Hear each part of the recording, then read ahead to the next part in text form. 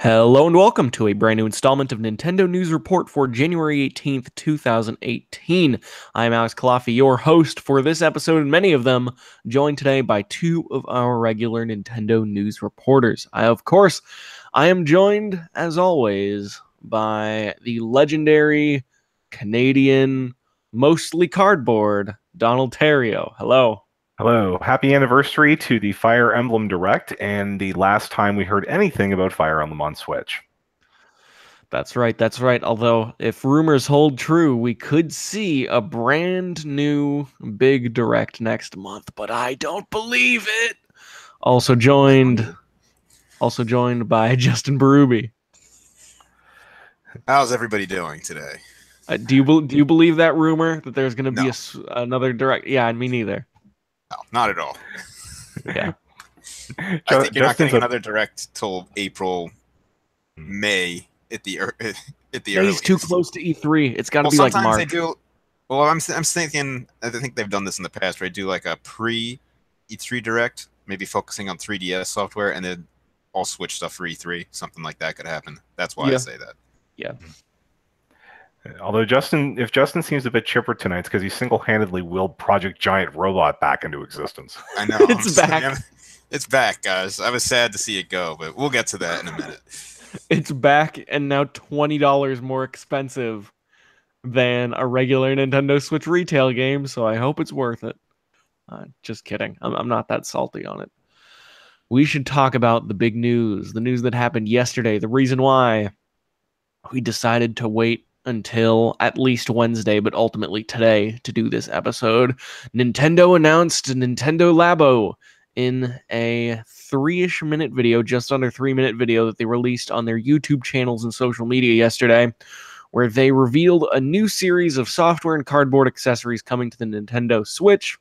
It does come with a cartridge-based game, but it allows you to make these modular cardboard projects that allow you to set up things like a piano, which takes 2 hours to build, and this big robot jetpack.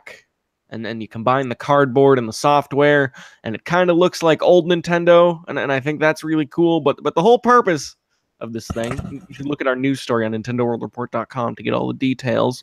The coolest thing about this is that it's for kids, and not only is it for kids, but it teaches kids how to build things, and it teaches kids to be more than a passive consumer of technology, because it teaches kids like how the infrared stuff works and other such technology, which I myself would like a basic lesson on when this comes out on April 20th in 2 packages. One, a variety kit that can create 2 RC cards, 2 RC cars, a fishing rod, a house, a motorbike, and a piano, which will retail for $70 and includes the software. The second kit, the robot kit, which is kind of like a rebirth of Project Giant Robot, comes with everything needed to make a Toy-Con, which is what they're calling these cardboard projects now, robot suit, and the software to interact with it for Nintendo Switch. The robot kit will retail for $80 US. Wow, huh? Yeah, this is some cool stuff. The collector in me is like a little scared because it's made of cardboard, and I want to buy extra of everything of the cardboard. You know what I'm saying? Because I don't know how long this stuff will last, even the string and everything. So that has me a little bit worried about the durability, but overall, I think the concept is really cool, and I think it's going to appeal to a lot of kids and a lot of older people as well. Not everybody. I know there's people who don't care one way or another, but I just think it's awesome what they're able to do with the technology of the Switch and just some pieces of cardboard attached to it. Yeah, yeah. TRBR in the chat says, I will sell you my collection of Amazon boxes for $5,000. A deal at Nintendo prices. And that's the criticism that this is getting, is that a lot of people are suggesting that you are paying $80 for cardboard, which doesn't sound like it's exactly the case. It sounds like you're No, paying for the because software and the cardboard. exactly. But the cardboard, And I think I read they will be selling replacement parts in some way. I'm guessing from their online store, but maybe they want to make that stuff available more readily in retail locations as well, because not everybody even knows Nintendo's online store exists, to be right. honest. Right. It seems like that's the early word, that there will be some way to get replacement parts. And I'm guessing it will not be $40. to get the cardboard parts for piano. Yeah, I hope not. I mean, and it would be nice. I'm also, if Nintendo doesn't do it, somebody's going to do it and get high quality scans of all these things anyway, so people can print them on the cardboard somehow. So Yeah, the PR that we got for this yesterday confirms that there's going to be a customization set that includes stencils, stickers, and colored tape, but that's pretty much the only thing they've mentioned so far. That's yeah, you can actually see could what be those look considered like replacement. on the website, which is pretty cool. And one thing I did want to talk a bit about with the whole Labo concept is I saw Alex on Twitter. You compared it to the '70s Nintendo stuff. Specifically, I didn't mention it, but I was thinking of the Duck Hunt toy. Yeah, I wasn't even thinking of that one. They also did the car that's like actual cardboard, right? Like they've done this kind of thing before. Yeah, they have a line of toys from the '70s, and I'm getting a lot of the. I've known about some of this information, but a good website for some of this, a good resource is the blog Before Mario, so you could check that out. Mhm. But they had a whole paper model series that they used to do, which reminds me of that, the whole cardboard thing. And the RC car reminds me of the weird vacuum cleaner Nintendo made a while ago. Chiri Tori, I believe is how it's pronounced. Sorry, I don't really know Japanese. But also, that came with this sticker sheet as well, which has like the same type of sticker sheet that's coming with the customization set with like eyes and stuff on it, which reminded me of that. And Yeah. the dollhouse thing reminds me of this line of toys they had called the People House, which was like this house shaped cardboard dollhouse you could put like your dolls in that they sold. And in the video where it showed the dollhouse or the house type Labo, it had pictures of the Hanafuda cards on the Switch screen is like decor in the house, which I thought was another nice nod to the past Nintendo stuff. Yeah. I'm curious to see how the games are going to go. Unfortunately, I'm really not that coordinated with putting stuff together, so I might have to hire a 12-year-old to actually do this for me. Yeah. So I can I mean, but when you watch the video, it looks like it really walks you through each step, and you could view it from different angles to know exactly what you're doing, which I think is really smart. That's kind of a step ahead of Lego in some ways, because sometimes those Lego instructions can get a little confusing. Yeah. But now that you can like actually rotate the image and like see it from different angles is a very clever way of tackling this problem. Yeah, but I think the big appeal for this is just that there's been a lot of move toward getting kids into doing more, creative things aside from just looking at screens all day. And this is definitely one of those things where you're going to see, at the very least, it's like having a little maker kit in your own home that hooks up to something that, as we'll talk about later, you probably already have. Mm-hmm. So if they iterate on this enough, if there's enough software that's intriguing, at least intriguing enough to justify a pretty steep premium, even if it is $69 for the basic one, then this could be a hit. I mean, and if you're worried about Nintendo not producing enough software, well, for a hardcore gamer, well, we've got 2 Bayonettas, a Dark Souls game, and Donkey Kong Country Tropical Freeze all coming out on Switch in the next 3 months, so 3 to 4 months, so you should be fine. Yeah. So do you guys think the software will be available on the eShop at all, or is this going to be exclusive to the cartridge? Oh, it's going to be cartridge only. This is going to be one of those. I'm convinced. Unless I'm kind of thinking that as well, because they want to sell that whole package. Once they attempt to divide it, the value proposition of that being an $80 package, I think, drops significantly. And I think the only way to sell that experience and then to justify the $80 is to sell it all together. Once you split those things apart, even if the $80 does make sense, it stops looking like $80. Yeah, I think another reason why it won't be on the eShop is because it is being targeted at kids, and I can just imagine families who have multiple Switches and they don't want to have that software locked down to one system. So it'd be nice to be able to just pop the cartridge out and, like, if you're a kid, and give it to like a sibling without having to worry about that odd eShop limitation with accounts and all that nonsense. Yeah. Cherry Goblin says, I have a feeling an eventual Star Fox will use Labo. And I think that's an interesting idea. If not Star Fox specifically, I think it would also be potentially compelling for them to just sell little $10 cardboard string kits to go with like AAA Nintendo games that aren't necessarily exclusive to Labo by any means, but do have a Labo way to play. So it's almost like how Resident Evil 7 on PlayStation VR has a full VR mode. You can play Star Fox entirely with a Labo play style, which I think could be cool. The Labo percent runs for Dark Souls are going to be amazing. Because you can make a fishing rod, and then you can totally do the... But what was it, Soul Calibur with the fishing rod, or was it something else? No, it sounds about right. Soul Calibur with the Dreamcast fishing controller? Sure, let's do it. Yeah. Yeah. Yeah, I was saying I think Steel Diver is going to come back as a Labo.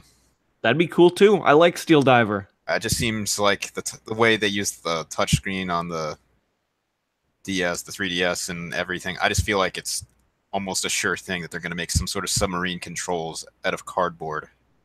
Yeah. Yeah. TRBR says, LOL, you think the cardboard alone will cost less than $40? You new to this world? I think it will, personally. And yes, I am new to this world. 1994, bless up. I think $20 is the absolute, $10 to $20 is the absolute max they can get away with for selling what is essentially cardboard, unless they put something extra in that package. Yeah. Yeah.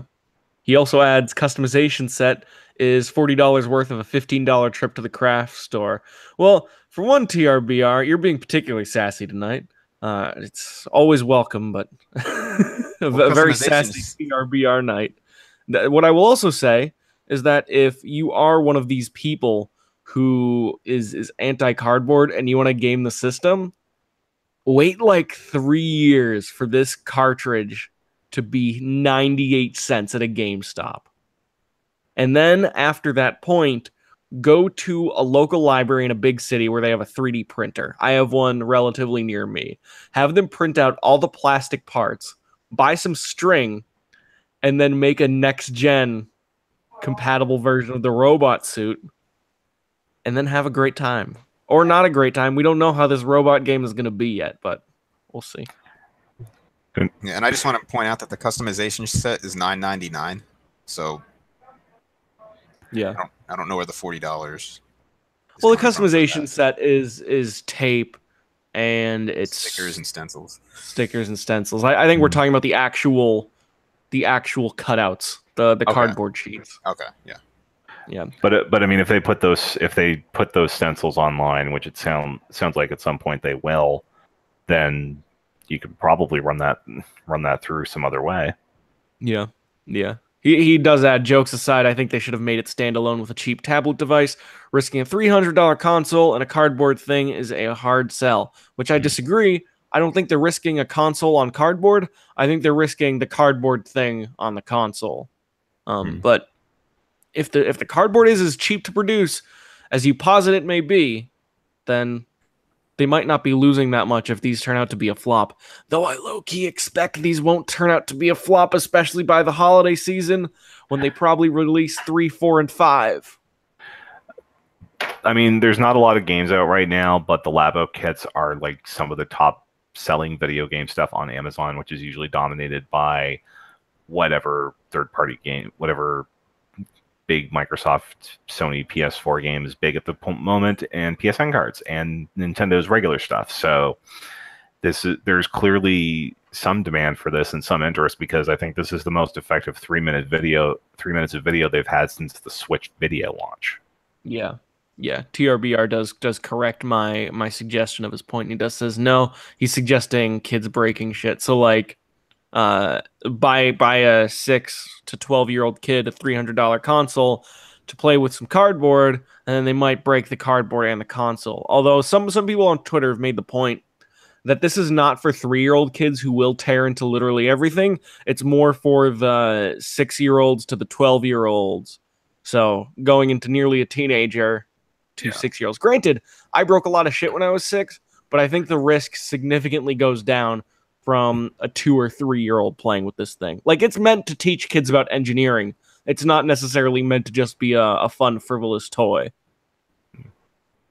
And if you're dealing with a 6, 7-year-old kid, there's a very good chance they're going to have parental supervision, and they'll be and obviously the parent. The onus will then be on the parent to make sure that the kid is careful with the console parts of it. Yeah. Though, do you buy the talk that the fact that this form factor, like they're so specifically designed around the current Switch form factor, means that there's not going to be like a bigger Switch or a Switch Mini in the next? It's more designed around the Joy-Cons than the Switch itself, I feel. Now, granted, the house does have a part for like the Switch tablet, but I think in 2 years there's still room for something. I think it's just new kits will only be compatible with, or some might be compatible, or they might have 2 cardboard pieces in it if the cardboard is that cheap. You know, there are things they can do. Yeah, I mean, even if you make a smaller version of the Switch, there might be some sort of Labo compatible cardboard sleeve you can fit your new smaller Joy-Con in or something. Right. And part of me feels that either the Joy-Con won't change size, or whatever the Switch Mini ends up being won't have necessarily the form factor of being able to plug into a TV. Or at least it'll need a completely separate dock, and it'll be a completely separate situation. Like, I feel like this Labo is meant for this kind of Switch. And I don't see this being a problem in the future. Yeah, if they do bring out a new form factor for Switch in the next couple of years, if Labo's still a huge deal for Nintendo, then you're going to run up against the issues like, okay, do you need to delineate what Switch this is designed for, or do you, like you said, just throw both form factors in the box and hope for the best? Right. Or they could sell 2 versions. I doubt they will, but I think they could. NSA Penguin OT asks, do you guys think Nintendo will make more Labo sets if it's successful? I think Nintendo will make at least a few more Labo sets, even if it's not that successful. I think they'll only make a few more, but I think they'll make at least a few more. There's things in the video we don't know what they are yet, like the bird, and it looked like a shotgun and a camera, and there's the man that's been meme-ified, who looks like the SpongeBob meme, the SpongeBob caveman meme. Yeah. Although I think my favorite meme out of this so far has been SpongeBob and Patrick playing with the box, Squidward playing with the VR helmet. So Cherry Goblin had something to say about that. He thinks that Labo is Nintendo's answer to PSVR, which is interesting. It does remind me of that tweet I read by, who was it? It was Liam Robertson.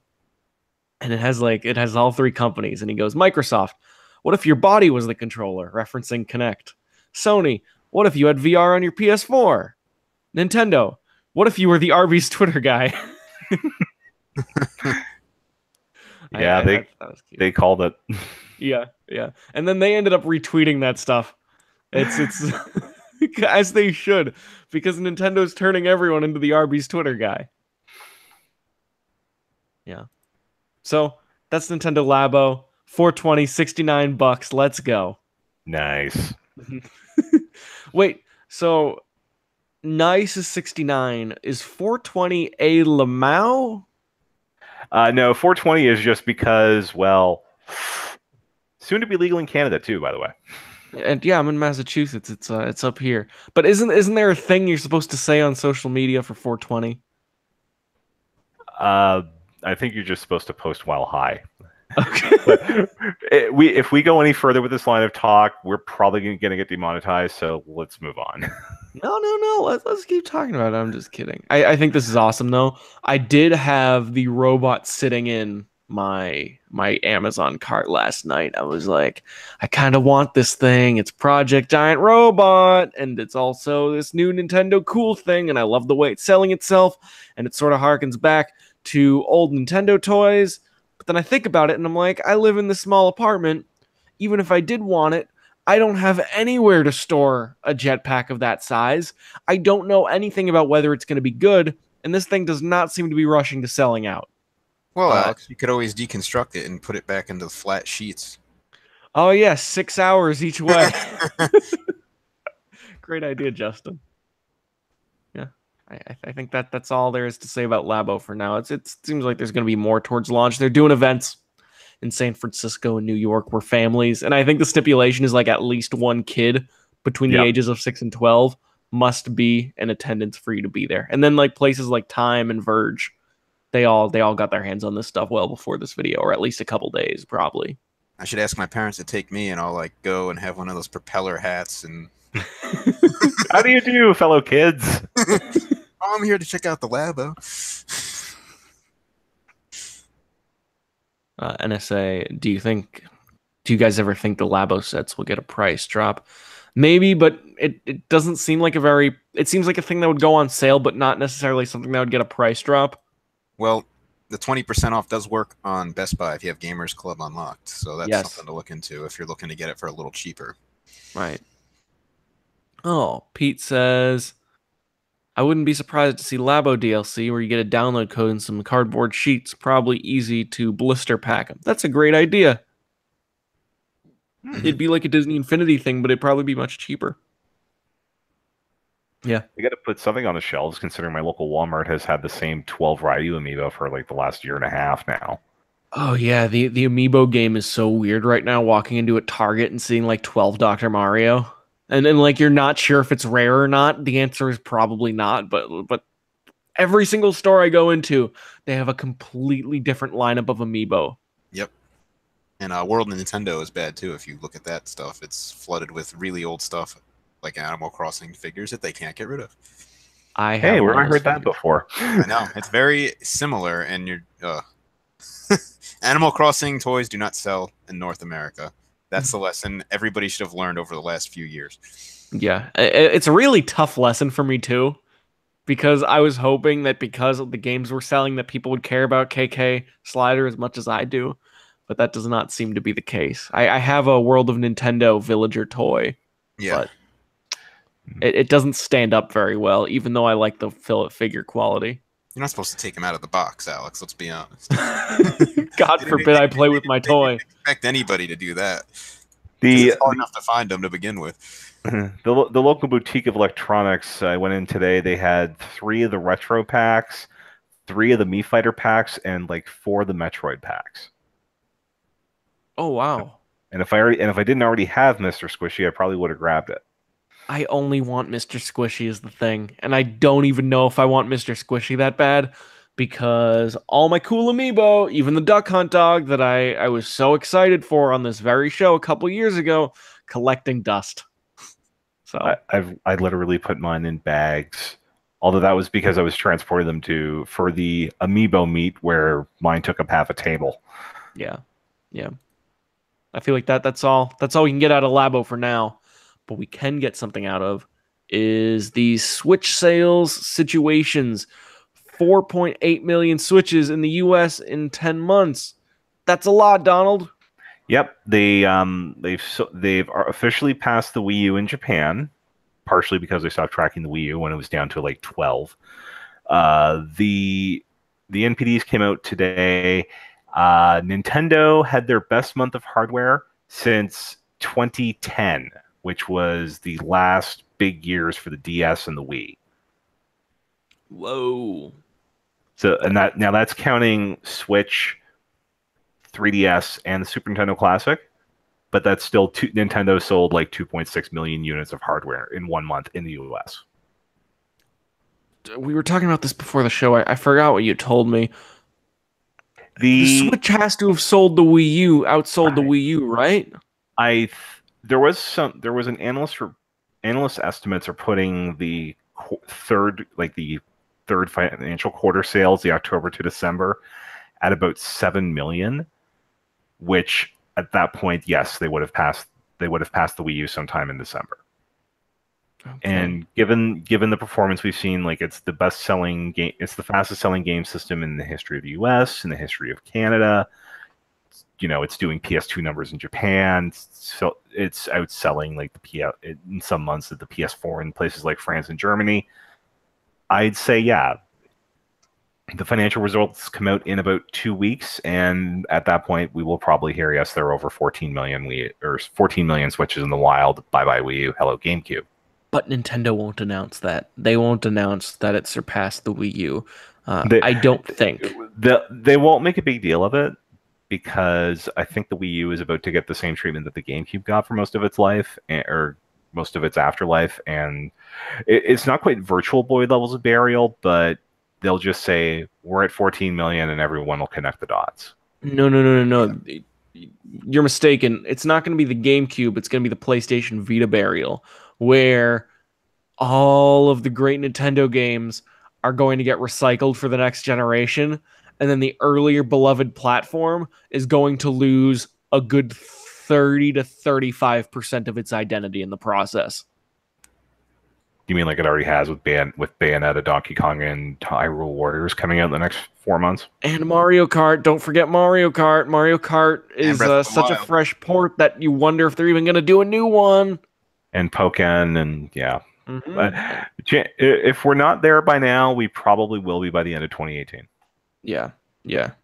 Which, in that case, give me Tokyo Mirage Sessions and Xenoblade X, please. Mm-hmm. So, Justin, you were saying something? I think Donald really did touch on an important point there, that the identity is being stripped away from Wii U. From a business perspective, this is good. I do think there's some games that we may not see crossover. I know some people are waiting for Fatal Frame to crossover, and I don't know if that's going to happen or not. Mario Maker would be nice. I've talked about that before. One of my guesses was Tropical Freeze was going to be coming to Switch, and now it is. It just seemed like a no-brainer since it sold pretty poorly on Wii U, and it's a good co-op game, I guess, for those Joy-Cons, so it just connect the dots there. But Tropical Freeze really didn't, compared to the system that it was on, Tropical Freeze and the original Donkey Kong Country Returns, they have actually similar attach rates. It's just, well, Tropical Freeze is on a system that did about 1/6 of what the Wii did. Mm-hmm. Yeah. Because it ended up shipping more than 1 million. And I think the last number we had for returns was north of 6. So, well, I think it's a really good game, and it really does deserve another chance at life, like to be discovered by more people. So I'm excited for it to come back out. Yeah. And Funky Mode. And I might play through it with Funky Mode because I've already completed the game, 100% of the main quest of the game. So I don't know if I want to put that much time back into it. We'll see. Yeah. I really like that game, but I think $60 is a big ask. The problem is that I don't know if that game's ever going to drop in price. Why do you think $60 is too much? That's like a standard price for the game, right? No, I mean, you can probably get it for 50 It's too much for me.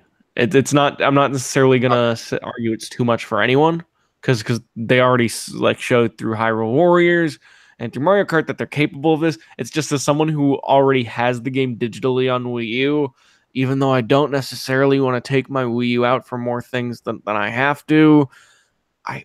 $60 is a lot for one new mode and better portability. Yeah, it's fair enough for you, but I'm just saying as like a general product, I think. Yeah, it's okay. It'd be better off at 50, but I think it's okay as is. Yeah.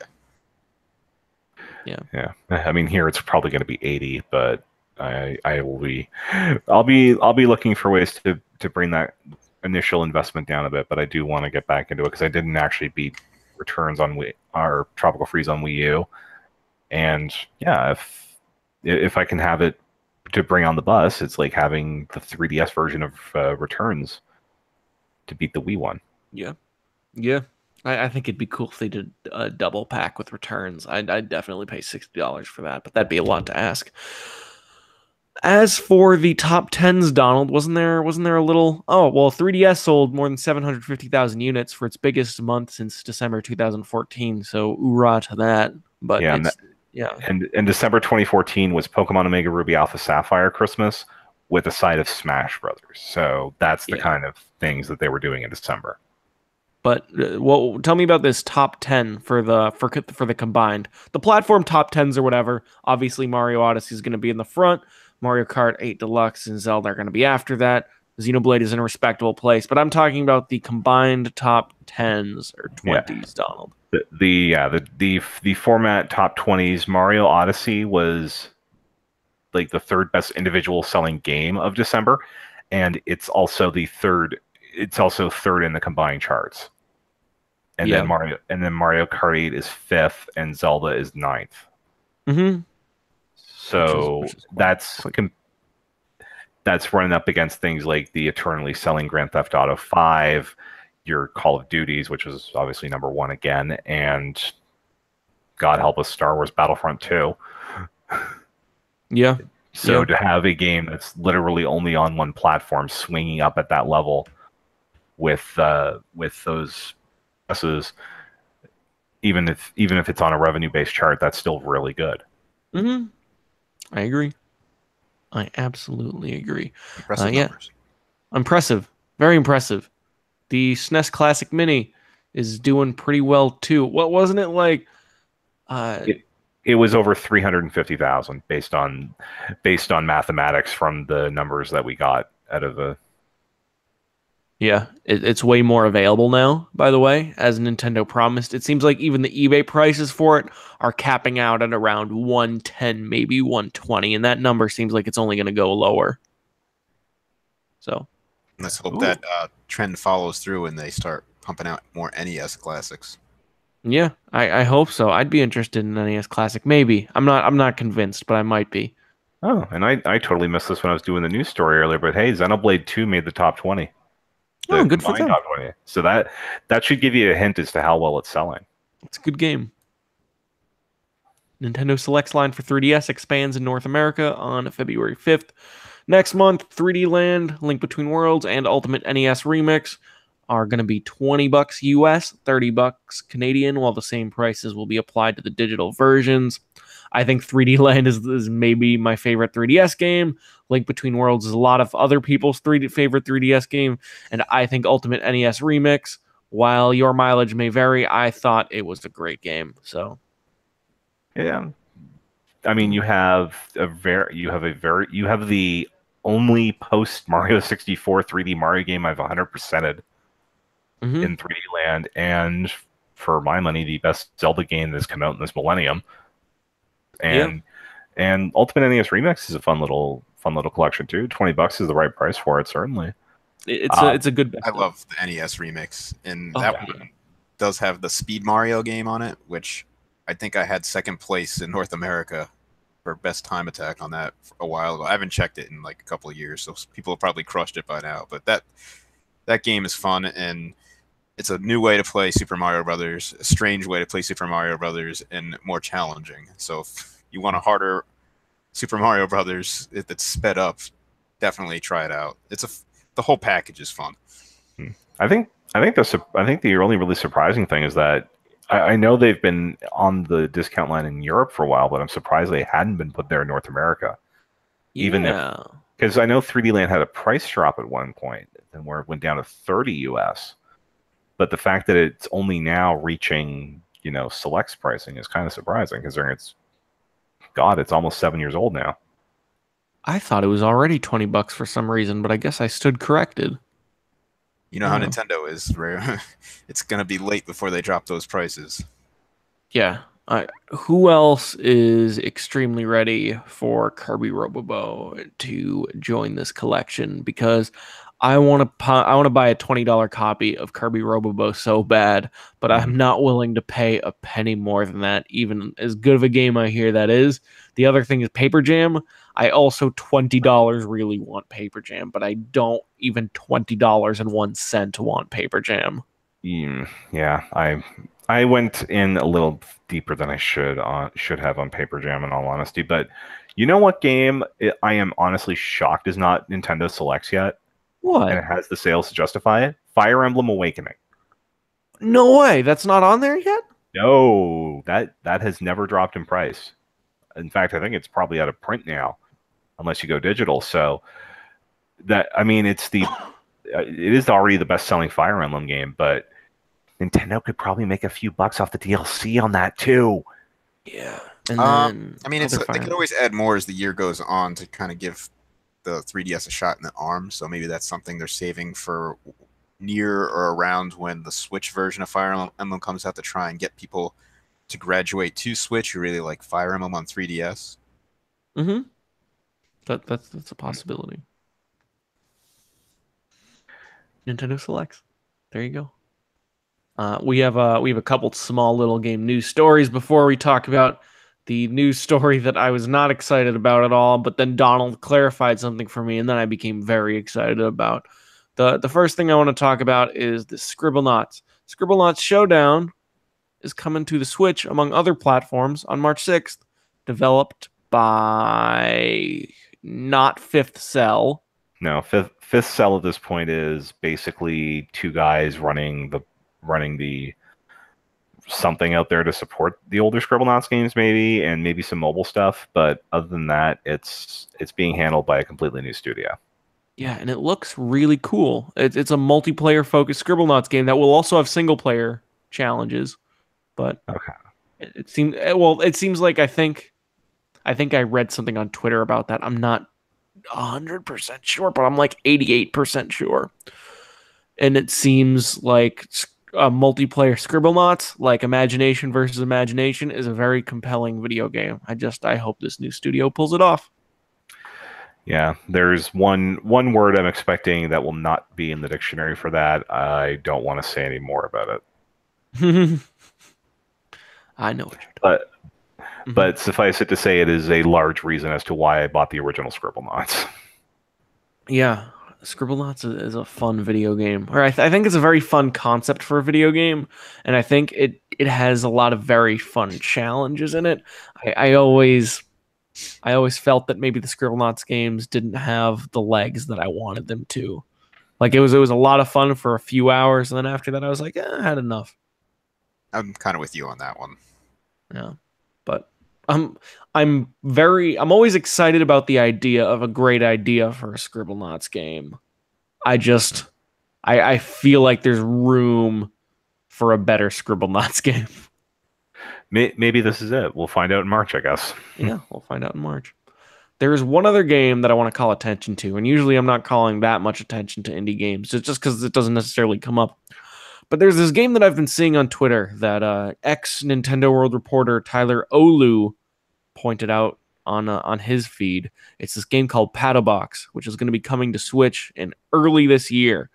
And it is a Kickstarter game developed by a studio called Bromeo. I feel like that's a new studio. It looks like a new studio.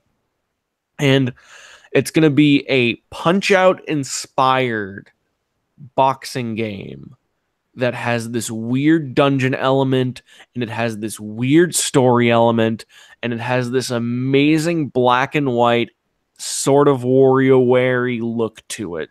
And I'm very, very excited. It's PATOBOX. I think it's at PAX South right now. And there's a pre-purchase through January 31st for the Steam version, where you can get it for, I think, maybe 10% off or something. But I'm personally very, very, very excited for the Switch version based on what I've seen so far.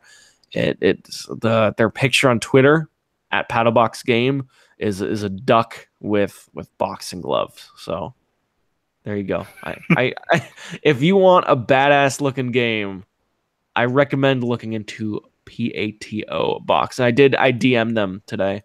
I asked them if there was any chance they could give me a more specific release date. But they said early 2018, which means probably before March 31st. Not that fiscal years matter to these people, but probably by the end of this fiscal year. So there you go. There's a cool looking Switch game for you. I think that brings us to our very last story, doesn't it? Is this the main event? It's not the main event, no, but it's maybe my main event. And it may be Justin's main event too. Detective Pikachu coming west. It's not only coming west, but it seems like the recently announced episode 2 of Detective Pikachu. By the way, this all got announced the morning after the Nintendo Direct Mini. It's coming to March in the West on March 23rd. It's going to be a retail version. It's going to be $40, but it's going to include both episodes. And it seems like it's going to come with its special. Well, it doesn't come with it. You got to buy it separately. But there's a special limited edition oversized amiibo of Detective Pikachu. They'll be released at launch. The amiibo unlocks short videos that contain helpful information pertaining to the case. Missed some of the Pika prompts during your investigation? Don't worry, the amiibo will unlock those too. I think it looks really cool. And I wasn't excited at first because I thought they were just taking episode 1, which was an eShop-ish, budget-ish game, and then just putting it out for $40 in the West. But if it comes with the complete package, I'm tentatively excited to play this video game. And then the amiibo's what, $30 US? Yep, $30 US for amiibo. That is, I think they said it's 3 times larger than the normal amiibo. So it's probably about the size of my fist, and I could probably kill somebody with it. Fantastic. Yeah. I mean, the thing that worried me was they called it a special limited edition amiibo. I believe that was the exact terminology Nintendo used. But I got one pre-ordered today, so that stress is gone, I hope. So, I mean, I don't know why you'd come out with this Pokemon game, which seems to have this broad audience, and on 3DS, a system with a huge install base, and then have special limited edition amiibo. I don't know if that's just some weird marketing thing they're using, or if it actually is going to be hard to get. But I think that way. I think it's as limited as the Halo 5 Cat Helmet Edition. Ooh. If that's any help. Justin, do you remember that specific limited edition? No. Do you know anything about Halo limited editions? I know for a while I saw some stacked up, I think, in a Best Buy. Yeah, no. You know everything you need to know about Halo special editions. They get stacked up in Best Buys, and then you can buy a Master Chief helmet with the full game for $60, but that's still too much. So I think I saw the Halo 5 one down to 20 Canadian. That's like free in real money. Yeah, that's like it's like I don't have an Xbox One. I have no intention of buying an Xbox One. I almost want to buy this. Yeah. I'd be interested in a $20 version. Actually, no, I have a copy of Halo 5 next to me and it's sealed right now. So I guess I wouldn't be interested. Yeah, but I got the amiibo pre-ordered because it'll go to my PO box, but for some reason Bayonetta 2 won't from Amazon. I might have to call them tomorrow and start screaming. But I am intrigued by I've always been intrigued by the game. It's just I didn't know how they were going to localize it, just because I knew they would eventually. There's a Detective Pikachu movie coming out in May of 2019 with Ryan Reynolds in the lead role. So you knew it was going to come west at some point. But if they're going to do it on 3DS, cool. I can deal with that. Yeah. I'm watching the trailer as I listen to you, and I have very mixed feelings, let's say, about the voice acting of Detective Pikachu. The one take I like is when Detective Pikachu talks about how his coffee smells so good. But that's the one part of the trailer I'd say I enjoy. I still think it's a cool looking game. Mm-hmm. It's because it's not Danny DeVito, isn't it? When I got Danny DeVito in my head, I would accept nothing less than Danny DeVito. A 70-year-old man who like exclusively does high art and Always Sunny in Philadelphia. So the gang solves a murder mystery with a rat. I'm very interested in this game. Assuming episode 1 and 2 is the complete story, which I think I'll pick someone's brain on after it comes out. Even if it's not, it wouldn't surprise me if they came out with some sort of sequel when the movie launches. Like a Switch sequel / port? I wouldn't know if I'd go that far. Maybe just I don't think there's going to be a life for 3DS next year. I don't know. I mean, we've been saying that for how many years now? I don't even know how much longer I can keep saying it. And yet they went out last month and sold 750,000 of the bloody things in the US. Yeah. I mean, if it just keeps selling, I think they're going to string it along. Like I've been saying for a long time, 3DS and now how they're pushing the 2DS models more, especially with new 2DS XL. it seems to be the budget gaming platform, and they could ride that out for a while by adding more selects to the lineup and by lowering the price of the units even more. So I think even if the 3DS family of systems doesn't really appeal to us as much by then, it's already starting to fade for me with the amount of attention my Switch is getting. Mm-hmm. I think there may still be a market for that for younger audiences because, like I've been saying, right now the Switch is too expensive for most families, I think, to consider buying one for each person in the family. That's fair. That's fair. I think the people are worse voice actors than the Pikachu in this game. I think the Pikachu might actually be the best acted thing in that trailer. But it has like a cheesy anime feeling to it, and I enjoy the fact that they're trying to ground some realism in the Pokemon world, even if it is a rated E realism. I just want it to be like a 40s noir, like LA Noir. LA Noir. How far are you in LA Noir now, Donald? I haven't gone back to it. Okay. I think LA Noir does the detective thing rather well, at least for its first half. If you want a detective game, I recommend you go back to it, but that's just me. Well, maybe I'll just wait for Wolf Among Us Season 2. Have you played Wolf Among Us Season 1? I did. It's really good. It's the first Telltale game I beat in about 6 years, and it's also the one that randomly started speaking German at me in episode 5.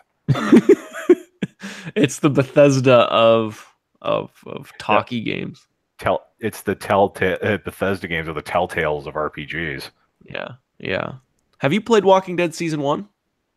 I tried the first episode. I cannot get into zombie-related media at all. All right. I feel like Walking Dead Season 1 is an important game and maybe the best one of those they've done. But I will admit I enjoyed the world of Wolf Among Us enough that yesterday, apropos of nothing, like hadn't thought about Wolf Among Us or Fables or anything. I just thought to myself, maybe I should read the Fables comic book at some point. Yeah, Wolf Among Us is a really, really good Telltale game. It's probably the other good one besides Walking Dead Season 1, and mixed feelings on Season 2, but I think Kenny is awesome in it. But Wolf Among Us Season 1, Walking Dead Season 1 are the two Telltale games you need to play. And I think a Wolf Among Us Season 2 could potentially be a very, very compelling thing. Yeah. No Telltale games coming. Actually, no, that's not true at all. Batman Season 1 came to Switch, right? Yeah, and Minecraft. Yeah, and I wouldn't be surprised if once all of the episodes are out, that we start seeing some of those games come to Switch, like Wolf Among Us 2 and Batman 2, maybe. Yeah. Maybe they're waiting. All right. I think that's a full Nintendo News Report, gang. Yo. Thank you so much for listening. Patreon.com/NWR. Support Nintendo World Report, the website that supports our show. Look us up on iTunes, Nintendo News Report. You can get our podcast version. And there's some good stuff. I highly recommend our last 2 episodes. They were very, very good. I think this one was quite good as well. I would also say go to NintendoWorldReport.com and check out some of our nice written content. Follow Justin on Twitter at King Nintendo Fan, King Nintendo Fan. Follow Donald Terrio on Twitter at DonaldMick, DonaldMick. And you can follow me on Twitter at CULAFIA. That is our show. Have a wonderful night. Bye. Bye-bye. Later, everybody.